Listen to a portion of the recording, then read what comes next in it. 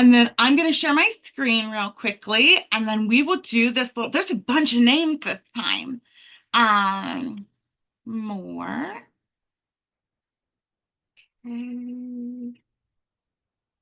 Share. Can you guys see the little wheel? Are we good? Thank you. Okay, here we go. All right, click this thing. Just if Patty wins, y'all, I'm telling you, I'm going straight to her house and taking her to Vegas. Here we go.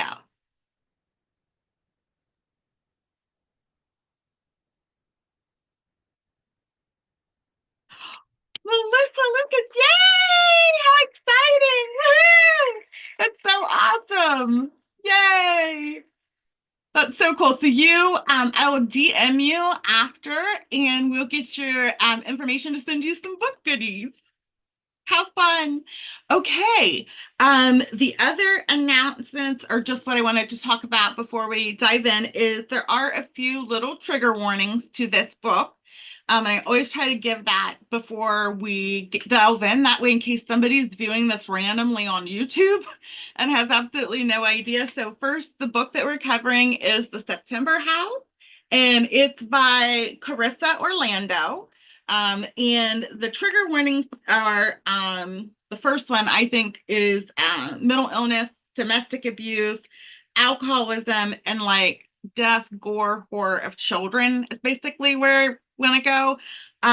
Although, if I had to scale this on like a 1 to 5, 5 being the most triggering type of book, so far, all the way to the end of chapter 14, I'm at like a 2, 3. I don't know how anybody else feels about it, but we haven't gotten into anything too like, I can't take this, it's bad, where we've had that before. So that was the only other thing that I wanted to go over.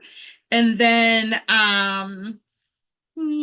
does anybody else have any questions, any other trigger warnings or announcements that they'd like to give? Hi, Tiff. No. Hi, Stephanie. Did you have anything you wanted to say, Stephanie, or are you just waving hi? Good evening. I figured there would be some people coming in. And so for the new people, basically what we've developed, this was Aaron and Tiff's kind of idea. If our sessions are below 10 people, we kind of just go around in alphabetical order and ask questions and answers.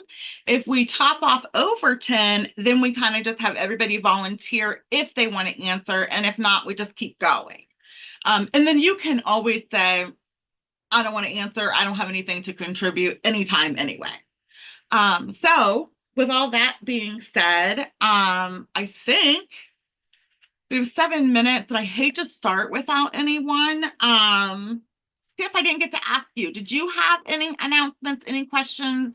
Did you catch my trigger warnings? I said DV, mental illness, alcoholism, and death of children. Do you have anything you want to add? Sometimes you're a little bit more adept in that area. No, nothing to add. I just think I think this book is very deep with mental health. So, yeah. Yeah, yes, yes, yes. There's some definite layers here. Yeah, I picked up on that too. Yeah.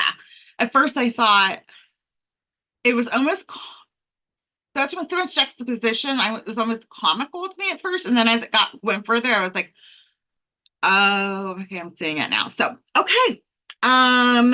Well then let's start with any favorite quotes, because that's something that isn't like meaty. So we can start there. And then I'm gonna move because we all know I can never remember the order of the alphabet once we get going. There we go. Okay. Erin, did you have any quotes that you really liked or that stuck out to you? Honestly, none that I wrote down, but there is one that I keep thinking of, and I keep thinking like, why? Oh, you've Can muted. you There hear you go. me? Yeah. Okay. So there was one at some point, and I didn't go back to find like the actual quote. Um, but it's one about like how things just start small and then it progressively gets worse and you don't realize it until it's like super bad. And I feel like that's something that I've been thinking about. I wish I would have went back and like marked it so I could actually read it to you guys, but that's come up in my memory a lot Yeah, it about has these me 14 too. chapters. Yeah, I think there's symbolism there. Yeah. Yeah, definitely. How about you, Beans? Did you have any quotes or any like things that stood out to you that you can't like stop ruminating on?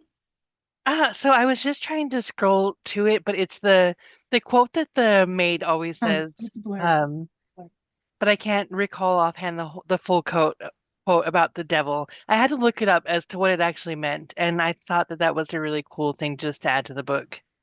Ooh, okay, okay. So, there is like a weird layer of evil, I think, being referred to in that house, but in a unusual, tolerated way. I think that it's fascinating the point of view that they wrote it from. How about you, Melissa? Did you have any that you wrote down that you thought were like, wow? I'm looking at my highlights. I think the only thing I've really highlighted so far is the poem that the people were saying about Mr. Vale. Mm, yes, absolutely. How about you, Stephanie? Oh, the one, excuse me, sorry. The one that Aaron was talking about, that one stuck with me too. I just can't remember what it was. I forgot to jot it down in my phone. Yeah, same. Yeah. Um, so I'm doing this half and half, reading the book and listening on Audible again. And I swear every time the good quote is in on Audible and I like go back digging through the book, like, where is it? It was priceless. But yes, it happens to me too. How about you, Tara?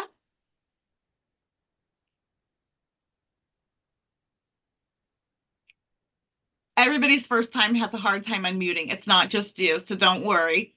Happens to all of us. There you go. Sorry. Um, the song that they keep singing that she sang to bring his mother back to life. Now that it keeps getting repeated, she's Yes. hearing it everywhere. Does anybody else feel like it's like that? One, two, Freddy's coming for you. It's like the creepy rhythm of it and the wording. It's like, ooh, I get like the like goosey thinking about it. Yeah, definitely. How about you, Tiff? So I had a couple quotes. Hold on, I just pulled it up. There was a paragraph where she talks about like leaving, like Hal leaving, and Catherine's like, well, when did he leave? And she's like, well, like define leaving. And she says like things don't happen all at once, of course. They start gradually change they start gradually, changes occurring imperceptibly. You barely notice the difference, and once they make themselves known, they seem so small that you easily accept them, adjust your life in a minuscule way. And I felt like that was just a big representation of like how she was dealing with that house, how she was dealing with him leaving, like Oh all of yeah. that. She was just taking these little pieces at a time and being like, well, I can handle that, and like taking it in. So I had that one. And then the other one that really stuck out to me was when they went on the date to see The Exorcist. And Okay. yeah, and she says after the movie, she says, what I think is so neat about horror movies, I said, is that they shine a light on what we think is scary, not just ghosts and demons, but what we find really scary. And Yeah. that was kind of the part in the book where I was like, oh, this is going to go much deeper than just scary, like haunting houses. Right. So I'm always blindsided by that part of it. Like I kind of went in this not reading a whole bunch or looking too much onto like book talk or anything. So that whole other layer for me was a huge surprise. And those are great quotes to like kind of like lead people into it without a spoiler even. Victoria, how about you? Oddly, I had marked the exact same quotes. So 10 out of 10, no notes, Tiff. You said it for both of us. Yeah, I mean, the one especially about the scary movies was like, I was like, what's this going to be about?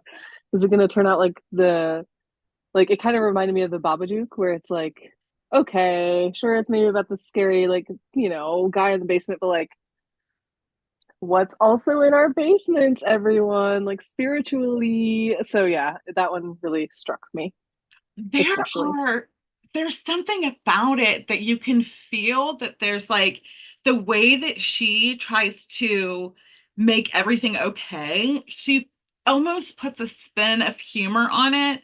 The meme of the little guy, he's like, I don't know, a little figure, and there's fire all around him, and he's like, this is fine. This is totally fine. Everything is fine. And like literally everything is burning down around him.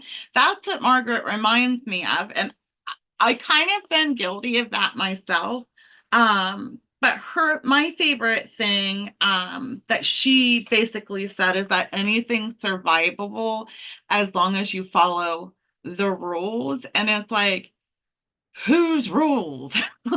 Are these your rules? Where did these rules, and then as we're going on, I'm starting to figure out these might be Hal's rules or, rules from her childhood or whatever. So, okay. We'll go ahead and get started. It's 8:01. So we did our quote. I think we're good for now. People come in. Yes, that little me. Yes. I thought about it the whole time. Okay. So let's start. I thought a good place would be, what are your thoughts and opinions on how Edie, Catherine, and Margaret? So do you have a favorite? Do you have any kind of like opinions about each one of them? So Margaret's the main character, Hal's the husband, Edie's the neighbor, and Catherine's the daughter. And this time we'll start back with Victoria and go around. So far I really like Edie and like how she practices like this way of like showing up for Margaret, but like still practicing her own boundaries. Like, no, I'm not gonna like step in your house because there's just like a lot going on, or you know what I mean? Like, oh, talking openly about the problems like is what I like about Edie, and like it seems like everything else, like she doesn't want, you know what I mean? Like with Margaret not wanting Catherine to know, like it feels very like there's a lot of shame. Like I'm as a recovering shame addict, um I'm feeling the shame cycles really heavily, like throughout a lot of these characters. But yeah, I really like Edie so far for the like direct, like, okay, let's like face this for what it is head on. What are you gonna do about that kind of questioning? Mhm. So far I feel like Catherine's like kind of a basket case, in her own ways. And Hal, I feel like I still need to know a lot more about, but I'm definitely like judgmental in the negative for his choices to, you know, to put his hands on his family. So that's yeah, that's where I'm at. But Edie right now is my fave. Yes. Hi, Robin. Good evening. Thank you, Victoria. We are going over a question right now about what are your thoughts and opinions on Margaret, Hal, Edie, and Catherine? This is our first like real question, so you haven't missed too much. We just went over quotes and announcements and things. I'm going to move you back up here. Okay. And Tiff, how about you? Do you have anybody that you really relate to, or so that you really gets under your skin type of thing? Yeah, I 100% related to Catherine, because I think that she is like the representation of like what happens when you do try to hold all of this stuff in, and like all this trauma is happening, and Hal and Margaret are just like, oh, it's fine, like you said, like this is fine, this is whatever. And it reminds me of like, I mean, me personally, I kind of went through that with my family where we were like the perfect family, but there was a bunch of stuff behind the scenes. And I think Catherine is just like the one trying to break that cycle. And so as a result, like she does seem a little bit unhinged, and she seems a little bit wild because she's out here like, is nobody acknowledging like all of this trauma? Like, and so she's going through it herself. And I think that there's a lot of it probably that has had to deal with by herself anyways, without the help of her parents. So that was who I kind of found myself relating to. I think at first she really got under my skin, and then I realized, oh, it's because we're a lot alike. Like that's why I think no matter how much you try to stuff it, like, and it's kind of a Gen X thing, or like maybe a little bit past that, where people just kind of like brush all this under the rug and never really talked about it. So I think you're right. I think it's just bubbling out of her because it's been stuffed for so long. How about you, Sarah? I also really liked Edie, how she is always there for her. She's giving her subtle advice without being pushy. That's really the best quality you can ask for in a friend. Right, right. Like she has the right amount of boundaries. Okay, this is if like if I erase my I'm wondering if she's real. But if she is, in fact, she would be the perfect best friend, you know? That's what everybody wants. She respects her boundaries and she's kind and not judgmental, but helpful. How about you, Stephanie? So I like Edie too, and my thoughts exactly. I don't know if maybe she's a ghost too. I don't know, Oh, something weird, but yeah, she has the qualities of a really good friend. And I thought Catherine was kind of a bitch in the beginning, but I understand that she's going to therapy and she's trying to better herself. She wants her family to just acknowledge that they have major friggin' problems. right. And and Hal is just annoying because I mean you could tell he has a lot that he needs to clean up in his mind too. And you should never put your hands on anybody. So that's not an okay situation. And I kind of identify with Margaret sometimes too, Yeah, with the craziness and trying to sweep everything and just say, "Oh no, everything's fine, stuff it down." But I think I'm starting to act more like Catherine now, though. So I like her the best right now because she's actually trying to get her family to understand what's going on yeah, and yeah. why they're doing that. I agree. I had to pull myself back away from the book and look at it from an outsider's point of view and think about if I was in her shoes, dealing with the person that keeps telling you everything's okay and everything's all right, and yet nothing is. You just want to shake them like, please wake up. You know, like it's bad, man. Get out of here. How about you, Robin? Did you have anybody that you felt drawn to or annoyed by or like skeptical of? So I love Edie, like what everyone said. She's like the perfect best friend. And I think now I'm much more like Edie, but I also 100% identify with Margaret because I think I used to be her. And so like very much like everything's on fire, but it's like it's fine. It's just a little setback, no problem. And like nothing is fine. Um, and yeah, I really kind of also thought Catherine was over the top and kind of a total bitch, and then I was like, okay, I kind of see where she's coming from. Like, Right, right. But Margaret seems so fragile to me, though. I'm not 100% like the storming with anger and constant irritation and being mad is the best way to reach that type of person. You know what I mean? But I yeah, 100,000% get the frustration. And she has her own demons too, right? So like she's maladaptive because nobody helped her. How about you, Melissa? Did you, as you were reading along, like feel anything about any of them? Yeah, I also really liked Edie, and I'm also wondering if she's real or a ghost as well. Um, but I actually really look forward to Elias's appearances. He's probably my favorite ghost. I love that. For me, for whatever reason, and I don't know why, but I relate most to Margaret, and I don't think I've really hid this from you guys, but like I have dissociation issues, and I think life keeps going on for me, and I can't stop. So I just kind of like it's going to be okay. It has to be okay. I have no other choice for it but to be okay. I don't have time to fall apart right now, so we're just going to keep going, you know? So I don't want to be that way, but that is the one I relate to most. I'm working through that. Oh, when Catherine admitted why Claire left her. Yes, big one, big one. Started to feel bad for her. Yes, empathy. She needs to go to Al-Anon, like real bad. How about you, Beans? Did you feel anything towards anyone or feel any kind of attachment? So to Margaret as well, because I'm the same way. Like, it's fine. It's going to be fine, even with everything not being fine. I think like you guys are talking about Edie maybe not being real. Like, I think like everyone that comes into the book, I'm like, is this a ghost? Um, so it's a really good story. But yeah, I think I'm more relate with Margaret. Mm. I think the thing with Edie is where I thought just I didn't think she was a ghost, but I wondered if she was real or like a hallucination. One of like 13 or chapter 14, she's like, how of course wouldn't come out and talk to her or anything like this. Has anyone interacted other than Margaret with Edie? I don't I don't even think the daughter, right? Even when they're like sitting on the porch there. Yeah, okay. How about you, Aaron?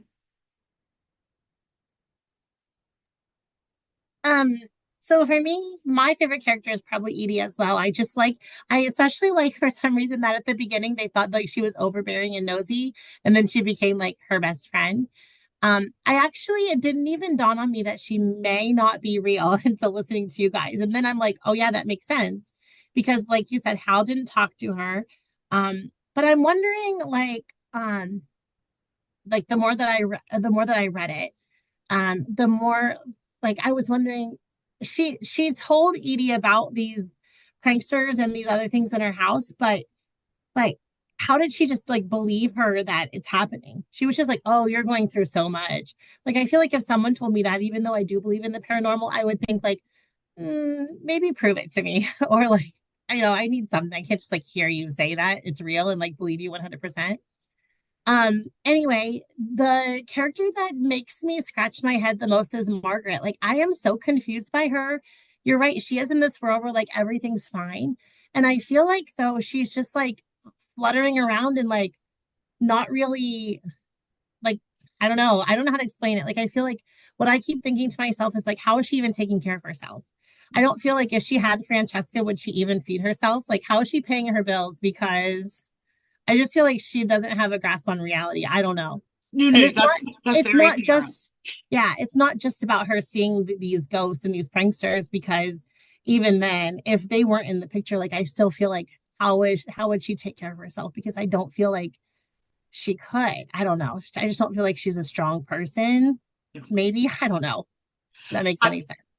I think I don't know if you've read any other books or if you have any experience with somebody who has had a lot of DV, like a lot of domestic abuse.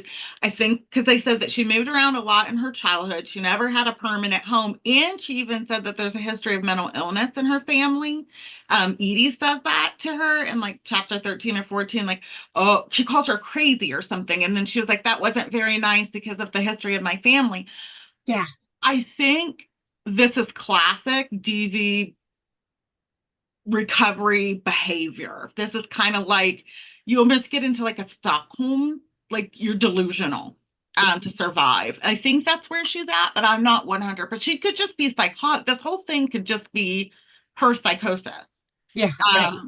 Other than Catherine's report of how abusing her, I was starting to wonder, did he even hurt her? And Right. does this, so okay, so we will move on to Melissa's questions. Thank you so much. These are really insightful and really good.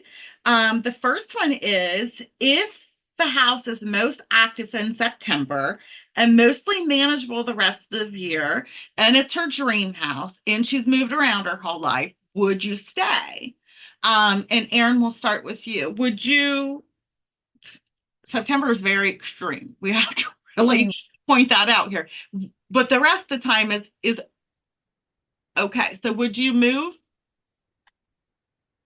I honestly don't know. I feel like it's so much to handle though, even for just September, because like, I mean, she has these scars on her arms from this ghost that like bites her. And, she even not in September, I know Francesca is friendly, but she still has to see her every single day with these gaping wounds. And I don't know, it's just so much. So I don't know if I would or not. I probably would have because I'm a scaredy cat. I probably would have been like, no, I'm not dealing with this. Like I want to see a ghost, but not in my house, So I don't know. I'd probably left by now. You going out on ghost hunts, me like, don't bring anything home with you. I'm a Yeah. scared cat, is what you say. I'm the one that's scared. Beans, how about you? Would you stay or would I have a feeling, knowing you as well as I do, I have a feeling you would stay, but I'm curious for your answer.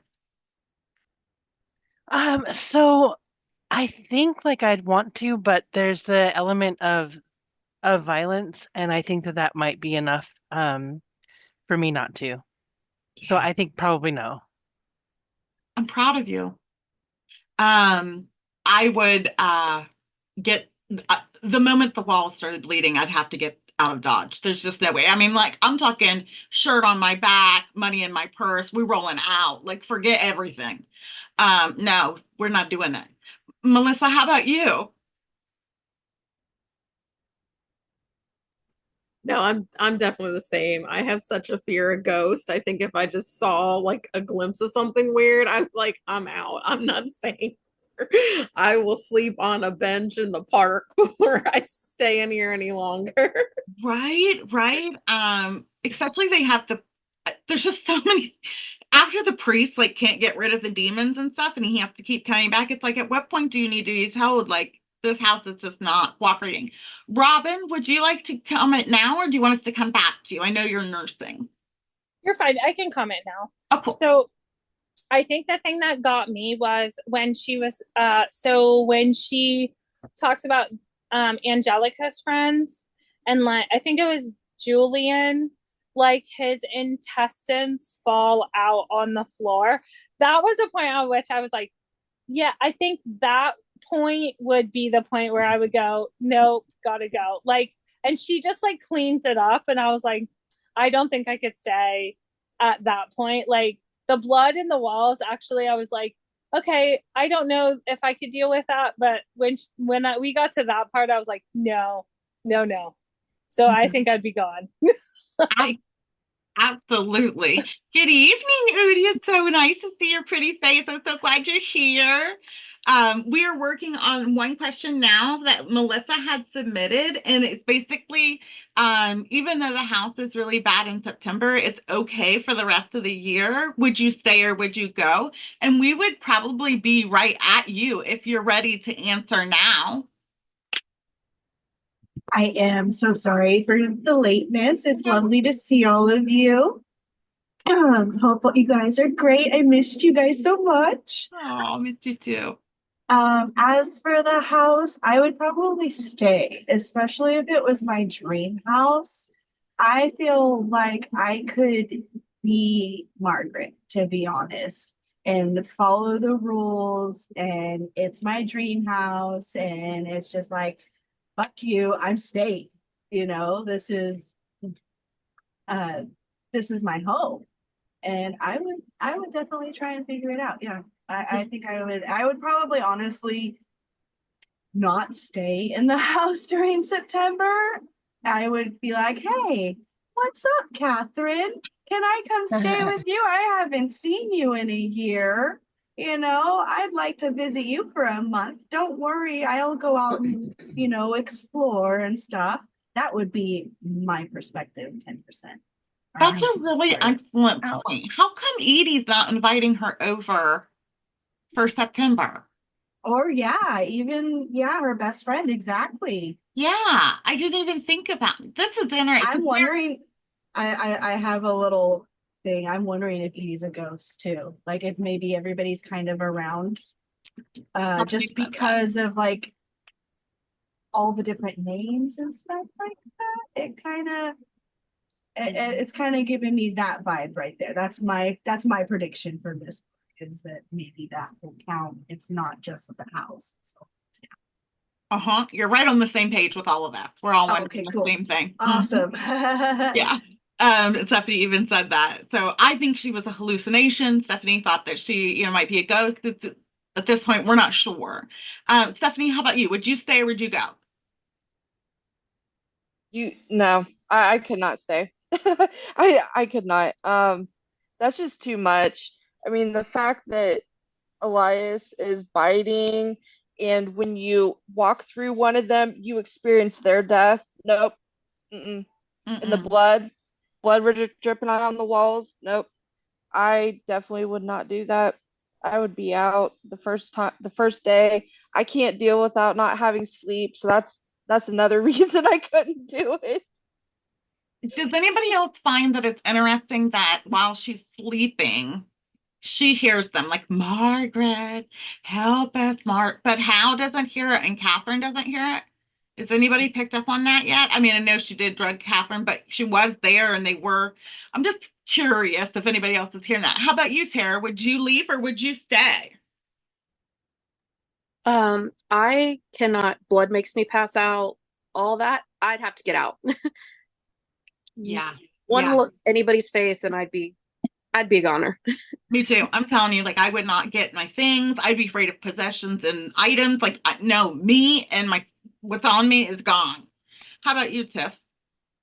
Yeah, I agree. For like context, I'm the person that watches a scary movie and then I have to watch a Disney movie afterwards to feel better. So Yeah. absolutely not. No way. The first time I saw that kid Elias with his like sharp teeth and stuff, I'd be like, "Yep, we gotta go. Bye." Yes, me too. Victoria, how about you, honey? Okay, so there's a lot to think about and a lot to untangle because I feel like as someone who like lives with like some profound grief, I feel like the September house is like a metaphor for like living with that stuff and like having to give it that space that it needs to like bleed out and do its thing. For instance, this week I usually take off. It is on October 3rd, it's the 10-year anniversary of my mom's death. And I have moved from working through it and just like pushing through it and getting like through the time and like, you know what I mean? Like, not for nothing. It was like I usually like shredded myself trying to get through all of it to like taking the day off to taking like a couple days around it to now I take the week off. And I feel like I'm my own like September house. Like, you know what I mean? Like I give myself that week to like be a kid again and grieve and like do all the shit I want to do and like just let myself be in a bad mood. And so it's kind of like I do my own like cleansing process of that. So I think of it in a grief way. I also think of it in like the societal conditioning way of like we're conditioning capitalism to like push through and push through and push through and push through and like that like toxic optimism kind of gets us through. Um you know, of just like, oh, you know, it's just on the other side. And like so I as we're moving through, you know, the current story and the old story of like how this came to be, like I really do wonder like how like how the full story will play out in, you know, getting through the first September, because I don't know that I like if I would have like bought this house and like, you know what I mean, like I don't know that I would have stayed that first month, like that first September. And I, as much as I'm like, oh yeah, I'd love to do it and I'd love to like just push through, I feel like it's also like there's also like a layer of where I think about PMDD, especially with my like neurodivergent brain. And there's like a week every month where like I feel like I go insane and like you know what I mean? Like I think the worst of stuff and just like the worst like voices permeate my head and it's just like it's so subtle.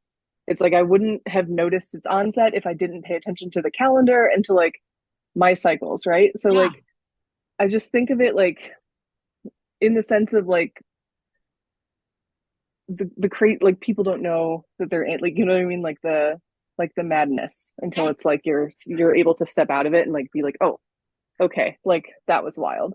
So like as we get into the like, oh, how did we get here, I think of that just like sometimes, you know what I mean, like we can be in that brain fog of like and just not even realize it. So yeah, I do wonder if Edie's real. I do wonder if yeah, if a lot of like what a lot of these ghosts like mean and all of that. But yeah, I don't know if I'd stay, but I also like feel like it does speak to a lot of societal things for me about the house and like what does the house really mean?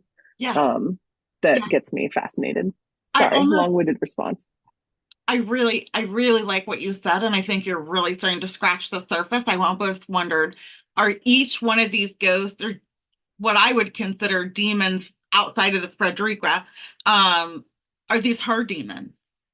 Are these her ways of dealing with each thing that she's gone through childhood and what she went through with Hal and Catherine? I don't know yet. If that were the case, like I thought, like, well, if they weren't financially stable, then it's not easy to leave, but they were. And if you could resolve it with like an exorcism, but they couldn't. And it's like, I don't know. I can't figure it out. If it is her mental health, I think sitting with it and figuring it out, but she's not. She's like ignoring it. Like nothing's getting resolved here. We're not moving forward. We're staying stagnant, and that to me is the biggest problem. So we've topped out at 10. So we'll start back at Victoria. If you want to answer, you're more than welcome to. If you don't, you can say pass. The next question from Alyssa was Frederica died a maid and continues to fulfill her duties in her afterlife.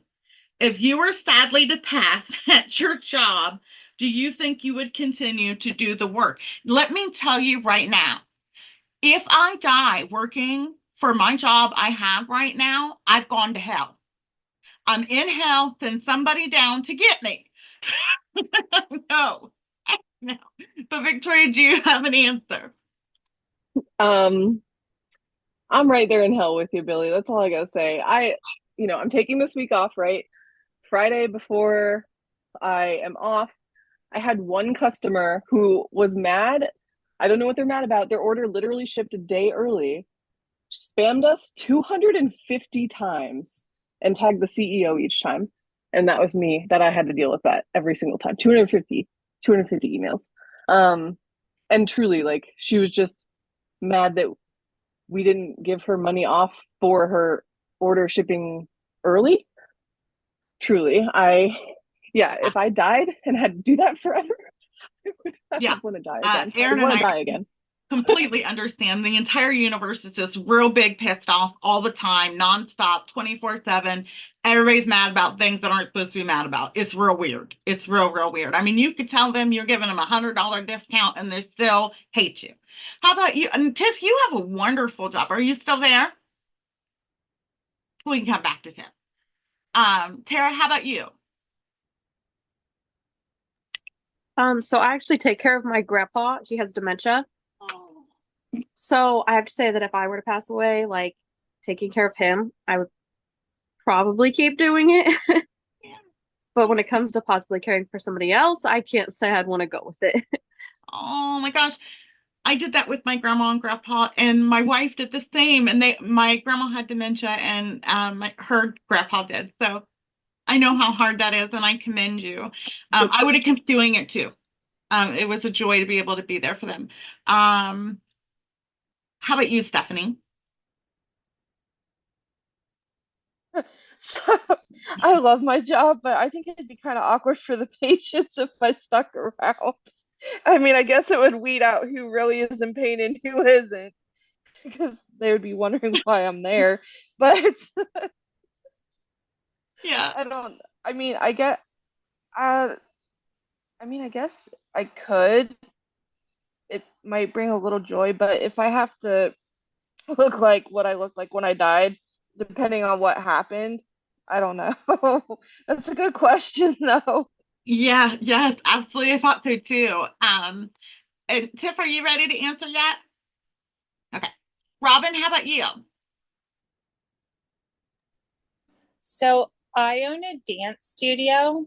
So like I secretly love the idea of like obviously I don't think I could do my job, but I love the idea of like coming back and just like haunting my studio.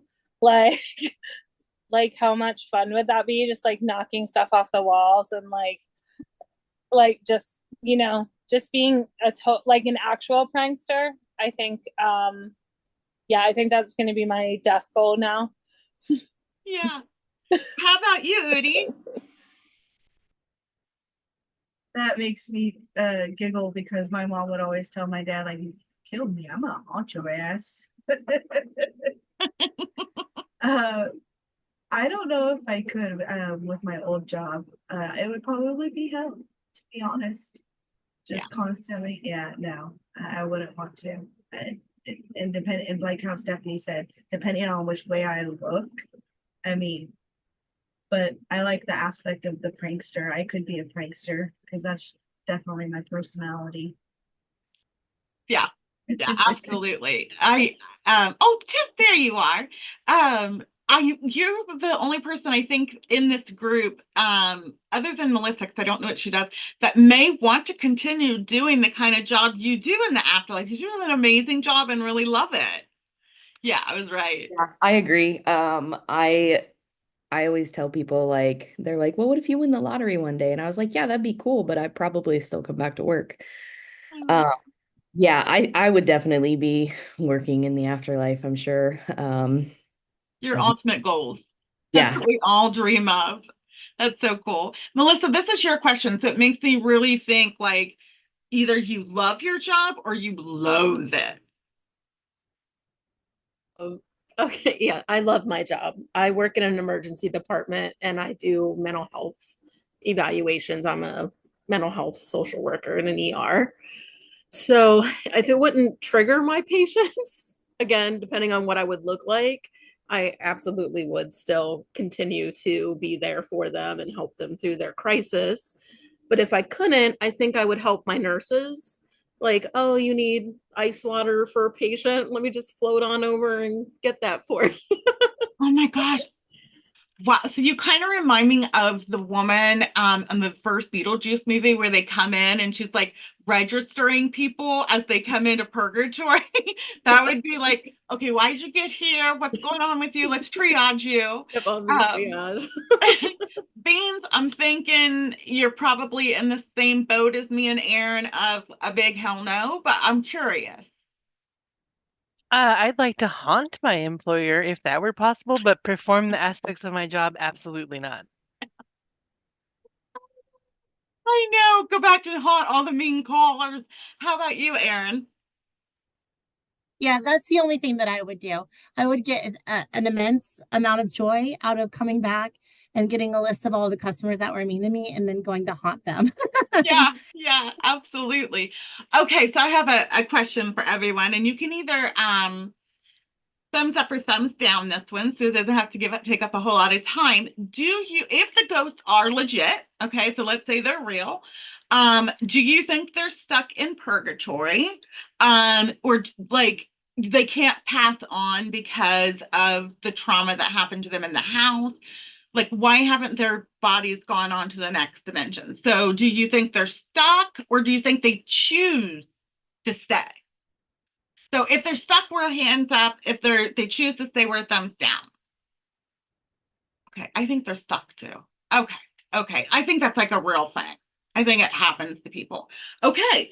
The next question that I really, really wanted to ask you guys, is there a ghost that you are either A, freaked out most by, or is there like a feeling that you get that this what's happening is representation of something that could have happened to Margaret? Oh, the first season of American Horror Story. Yes, Tiff. Oh, wow. Big time similarities. Yes, that was about the house. Yeah. Ooh, okay. Okay, so Victoria, any ghosts that really stand out to you or that you feel like is Margaret working through her own demons? Okay, so I feel like it could be a little bit of both. And I'm not sure who, I think like maybe Edie is a figment of Margaret's, whereas everything else kind of comes with the house. And I grew up in a haunted house, but I was also a neurodivergent kid that whose parents didn't believe them. And then said parents called me once we all left the house, like, hey, what's going on? What's going on in the house? You know what I mean? Like we would experience stuff and just like there were two distinct like presences. One was more in the house and one was more on the land. And like just multiple people like in my family and out of my family and the people who lived in the house before and like you know what I mean, like we all have like substantiated stories of these happenings at this house and on this property. And I just do think that some places come with their own residue. Like Ours was a farmer that walked between the buildings at dusk every night. Like you could usually see him, like if you like caught him out of the corner of your eye and you were like between the buildings. Also made it to where we would like freak out if we'd have to go turn the barn light off at night because we'd have to like walk between those buildings and it was just like you felt the presence. And then like yeah, just in the house there was something that loved to like open every cabinet and drawer in the kitchen whenever you were like not looking. And then you turn around and it was like like, you know, Stephen King movie moment, but like prankster, move stuff around, like you know what I mean? Like it was a child because there was a fire in the ad like in the room that I stayed in actually. So like yeah, I had my own like September house, like even Yeah. growing up, like just like, and it was just I didn't see them, but like it was just very much like the one farmer out of the corner of my eye, and the others was like this regular occurrence that like for the most part only one person or a couple people would experience, and then everyone else was like what are you talking about? So yeah, I think there's a mixture of like house residue and like house history, and also her dealing with her own stuff. And I'd have to say like the one I'm probably the most curious about in like the scared way is like what the is in the basement. Like I need to know. Like I know we have like we've had like little pieces and bits and like I we don't have the full picture yet though. And I'm truly like the fear around the basement is something that I always like I also had as a kid because our basement was like just gross, weird, terrifying old farmhouse, like with like weird dirt floor crawl spaces, and like it was just strange, like cisterns that were like behind false walls and stuff like that. So yeah, I like really need to know what's in the basement. Yeah. I think we But all, the bitey little kid though, I kind of do also relate to on a like a visceral level. So I think in the comments, we've all wondered if Hal's in the basement. And I think basements are scary to everyone in a little bit because I feel like the basement's where we bury most of our junk, you know? And so there's always like a little bit of a fear about that.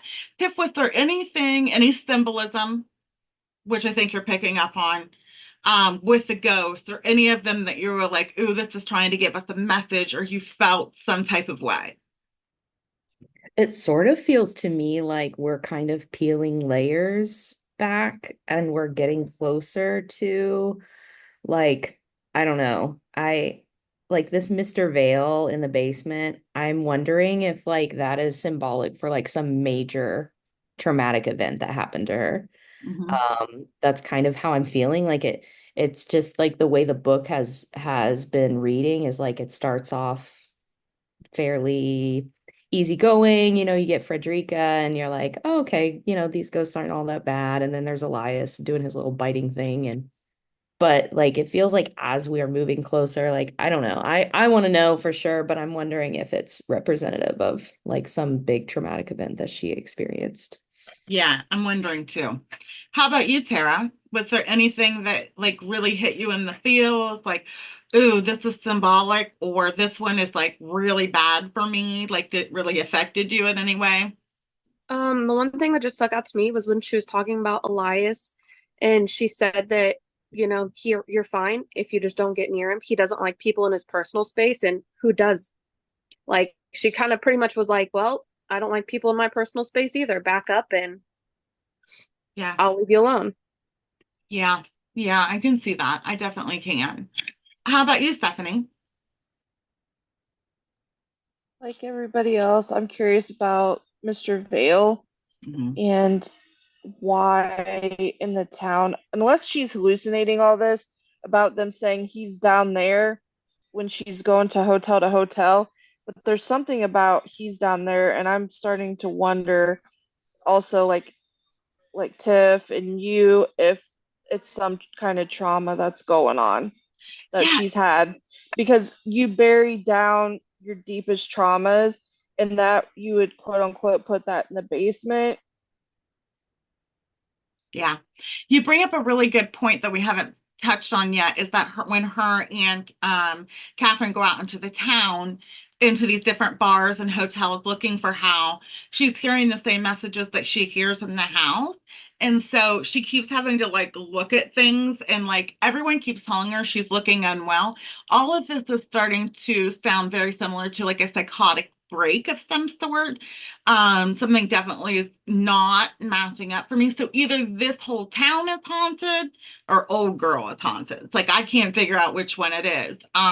I really think it's her though, and I think you make up a really good point there, both of you. Something real bad happened to the basement, and I think it involves her. I almost wonder if she killed him and buried him down there.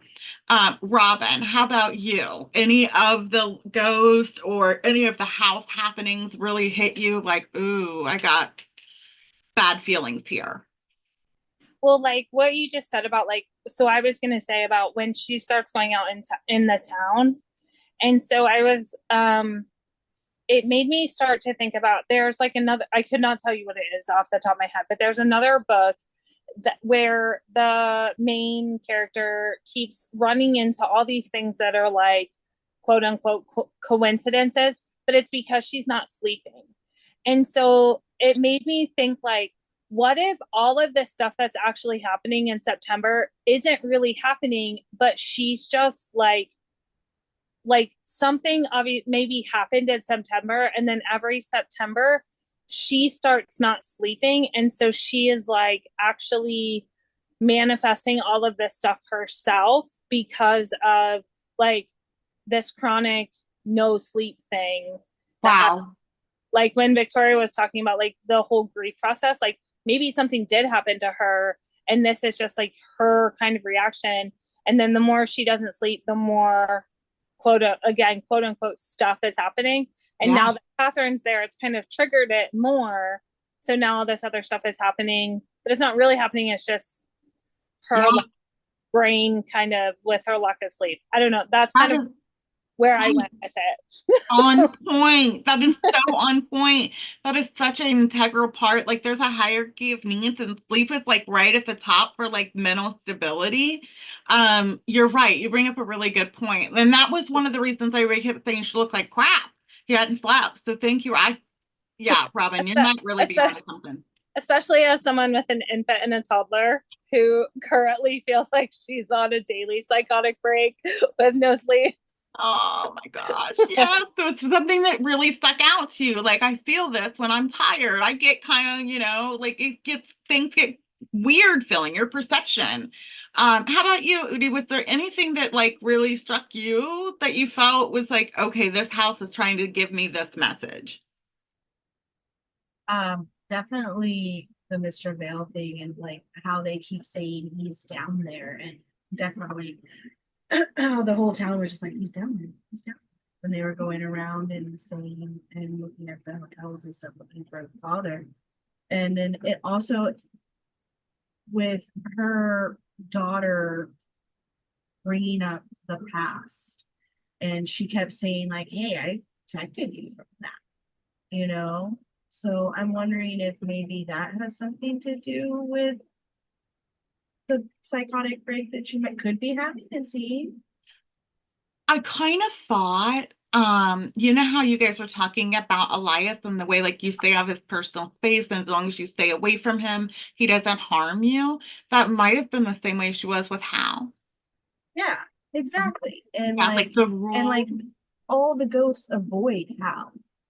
Yeah. And Elias like showed up once or twice maybe in Hal's office and then just kind of abandoned. So I'm wondering maybe if it is just like her imagination and like her trauma coming to life. Yeah, it's a good question. I like that. Yeah. How about you, Melissa? Was there anything that stood out to you that like you can't like you related to? I'm also kind of thinking, are these ghosts or is this also her mental health / psychosis? Because all of them can kind of relate to her in some way. Like Frederica is a housewife doing the cleaning, the cooking, the caretaking. Elias could be Hal when he's drinking and being abusive towards her because it's kind of like a child that you need to take care of that can get combative. And then at the same time, when she reunites Elias's mother with him, which could be Catherine in a way, that's when he's more calm. So when Catherine's around, Hal wasn't as abusive or wasn't drinking as much. And then Oh, Angelica, maybe that's her inner child saying he's down there, or the guilt if she did murder Helen, he is in the basement, with Angelica saying he's down in the basement. right. But I think Mr. Vale is going to be the big childhood trauma reveal. Like maybe she was SA'd as a child and it's kind Oh, that of is, like that kind of. So I'm really curious to see what Mr. Vale's gonna reveal. And then Vale and Hale also kind of yeah. There's something there. There's mhm. definitely something there. I agree wholeheartedly with that. How about you, Beans? Was there anything for you where you were like, it took me until like the middle of the book to pick up on like there's major symbolism and layers here. So I'm just wondering how you felt. Did you catch it from the beginning? Did you notice things from the start, or did you just start to realize, oh wow, there's a lot of layer here? Not really. So I take the whole thing really as it's presented as a ghost story. Um, and that's all I'm gonna say because I cheated. Yeah. Um, I had to read the whole thing, so I'm gonna pause there. Okay. How about you, Aaron? I also, I mean, it did cross my mind that maybe she doesn't really have ghosts. But for the most part, I did just take it as a ghost story. I honestly didn't peel back the layers as deep as you guys did. Surprisingly, I like to theorize a lot, but this time I just thought it was a ghost story. I think that there is something in the basement. Obviously, this Mr. Vale, I think he's a bad person. I feel like he probably hurt the kids because they keep saying he's down there until he gets laid to rest or sent to wherever he deserves to go. The kids are not going to be at peace. But I don't know. Is it possible that he killed so many people? Because there are a lot of pranksters. And then there's Elias, and then there's that girl that lives in the fire, and then there's that like broken body guy that lives in the closet. Yes. So I don't know. There's a lot of Yes, there is. ghosts and There is. pranksters, so And I don't chaos. know. Yes. Chaos, lots of chaos. Yeah. Yes, yes. And although I also think that, like, I don't understand why she's not more concerned about this, because even like the day that I think it was, unless I'm mixing things up in the timeline of the story, the day that the priest came over and he like got possessed and like flies flew out of his mouth. And then she sat on the porch later in the afternoon laughing with Edie. Like, I'm like, how are you not concerned? Like, why are you not freaking out that there were flies coming out of this like feeble man who probably almost died in your house and you don't have a care in the world about it? It was so confusing to me. So I Right. don't know. I'm confused. This book is confusing me, but we'll see what happens. It could be both. It could Yeah, be both. could be. Um, for me, the thing that stood out to me the most as a recovering shame person too, Victoria. Um, I feel like I'm constantly the boat is sinking, and I'm constantly the one pulling the bucket and dumping it out before anybody notices that it's sinking. With her scrubbing the blood off the walls, or like getting rid of things so nobody sees and type of things, keeping things in order, it makes me feel like she's carrying some type of shame, some type of guilt, something she wants to hide. I really think this is going to segue into my last question for everyone, which is going to be predictions. So Beans, you can't predict because you went too far, and that's okay. There's been times where some of us can't hold back either. But if you haven't read past this chapter, I would really like to hear your predictions. And so this is like something that we usually give to like our MVP or contest winner if you are right with a prediction. So we'll just start back at Aaron. Do you have a prediction of where we're going to end up next week? Is it both? Is it separate? Or Um, I I I don't know. I do think that there are ghosts. I do. It could be, I mean, it could be her mental health too, because I don't think that she is in the right state of mind. I don't know how to explain it politely. But yeah, I do think there are ghosts. I think that there's something in the basement, and I think that that person in the basement, Mr. Vale, has been a mean person, and they're gonna have to lay him to rest and face him head on before they can lay these other pranksters to rest. okay. So my prediction is this is all in her like head. This is all the way that she's processing with all the trauma she's been through in her childhood, her abandonment, and her marriage. I think the manifestations and Edie. I think the only thing real, and I'm not even 100% sure about that, is Catherine. Um, so that's just my theory. I don't know. How about you, Melissa?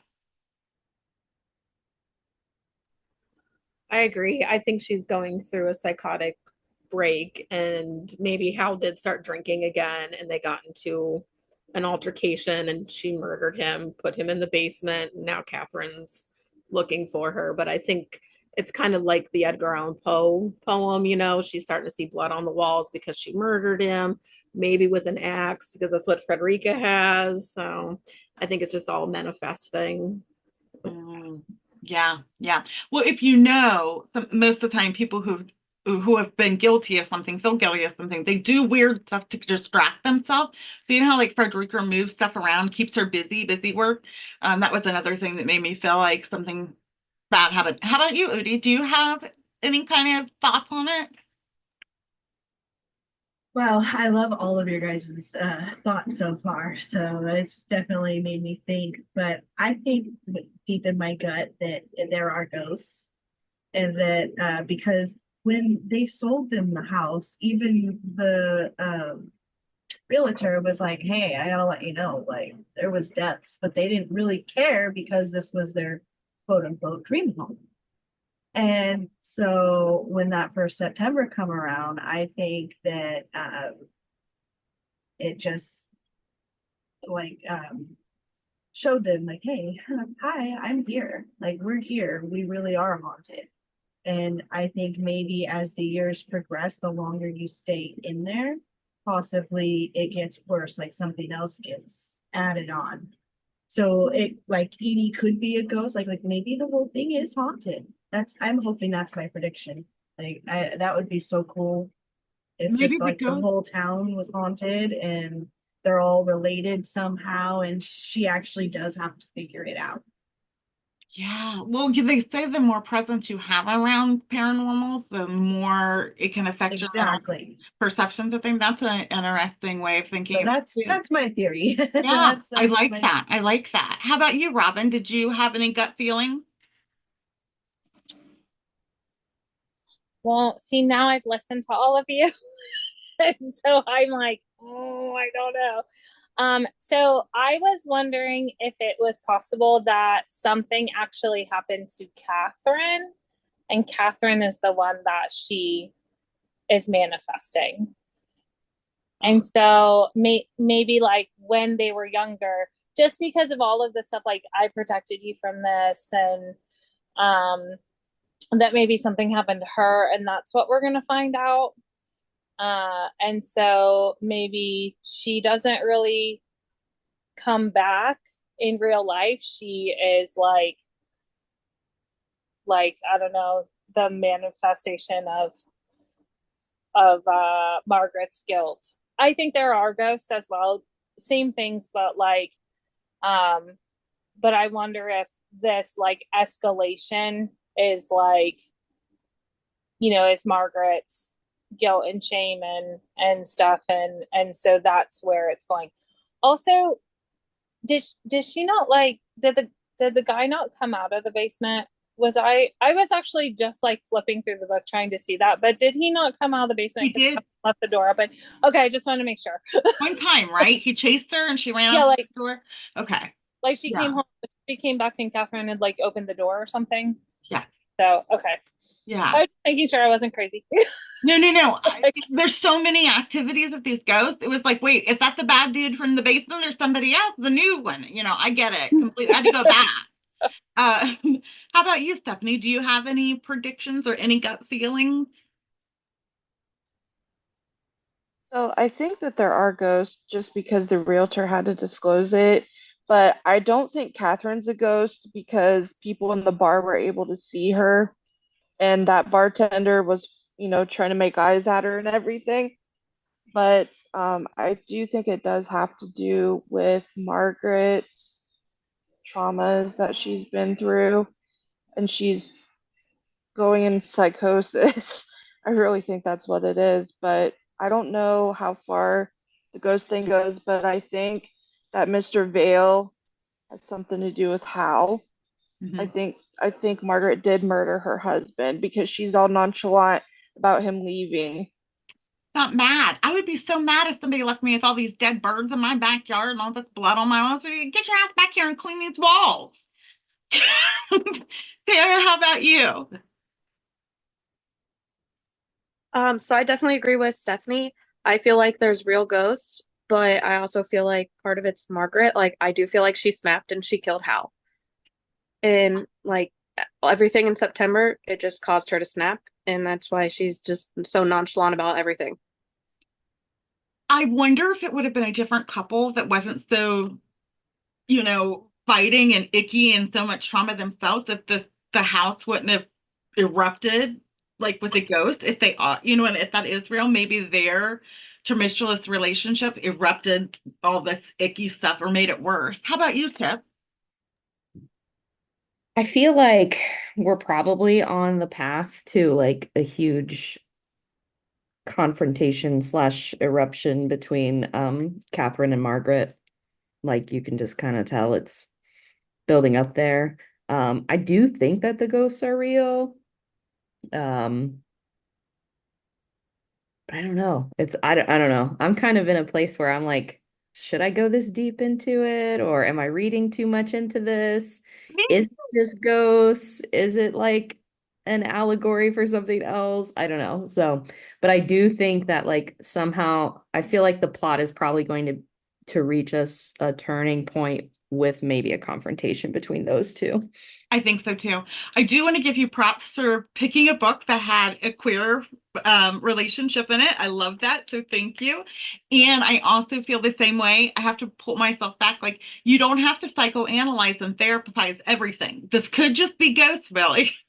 How about you, Victoria? How are you feeling going forward? Like, you lived in a ghost house. I think we all unanimously agree that paranormal and ghosts are real. Are we like thumbs up on that? We all think the possibility of that is possible. How about you, Melissa? You think so too? Okay.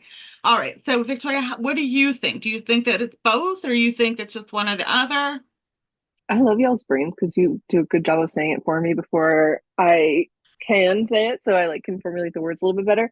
I agree with you that I think she killed Hal. I think Hal is probably in the basement. Um, and yeah, I'm wondering if it was Colonel Mustard with the axe in the basement. So yeah, I think there's more to come with that. The Catherine being like a part of this, like maybe hallucination wise, like really just threw me. And you guys got me like my brain is just pinging about that, just like because maybe there's this like perceived like conflict and like confrontation coming up with Catherine that like, you know what I mean? And I don't know, um, yeah, what all that could mean. Like, oh, that just made my brain go, brr. So, but yeah, I do think Hal is in the basement. Uh, and Mr. Vale could very well be like Margaret's murderous alter ego. Yeah. So I'm going to circle back to Bean. And my question for you is, so we don't give any spoilers, yes or no, are any of us right? Elements. So all I really want to say, because I don't want to say too much, is that I don't think anyone with an opinion will be disappointed. It's a truly phenomenal book. Yay. Okay, well keep it fresh because I really want your take next week. Definitely. So we're gonna finish the book. And so we're just gonna read it to the end. We'll meet next week to discuss the end of it. The only other announcement I think I had was that keep your eyes out. We're gonna do another poll for our next book. So we're gonna do that thing again. And this did everybody like this style of it? I think this worked out really well, right? We got a really cool book this thing. So okay, all right then. Well, thank you guys so much for meeting. This was so fun. This was a great book to like analyze and talk about and not as sad, although there are some layers here. I'm excited to hear what you guys have to say next week. Have a great week ahead. Stay well. See you later. Love you all. Bye.